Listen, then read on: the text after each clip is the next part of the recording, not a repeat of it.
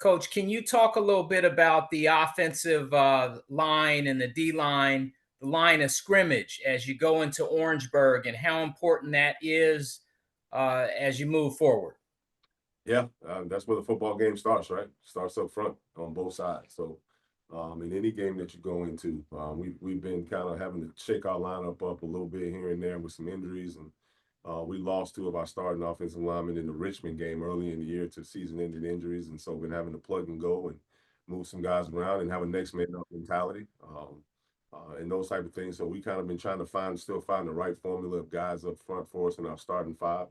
And got to get that figured out real quick as we got 4 days before a plane takes off here from DC and heads down to Orangeburg. So we got to get that figured out.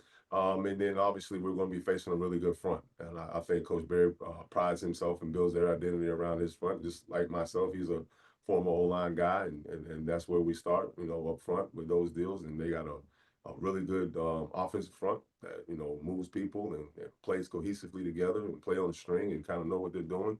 And their defensive front is really aggressive. They're really good first steps off the ball, play really good with their hands, transitions well, in and out of gaps, and can get off blocks and run to the ball and play hard. And they play a good rotation of guys up front there.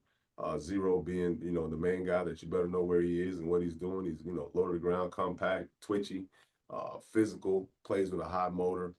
So this is definitely going to be a challenge for us up front. And then I think that's going to be the difference in where this game is played. And last week we kind of had a pretty rough go there with the North Carolina Central front on defense. So we got to tighten up there this week if we want to give ourselves a chance to win. But that's definitely on both behalves where I think a lot of this game is going to be played out at. As it is down the stretch when you're talking about playoff style or championship style football, you better be winning the line of scrimmage to give yourself a chance to win. All right, Coach, have a blessed week. Thank you, James.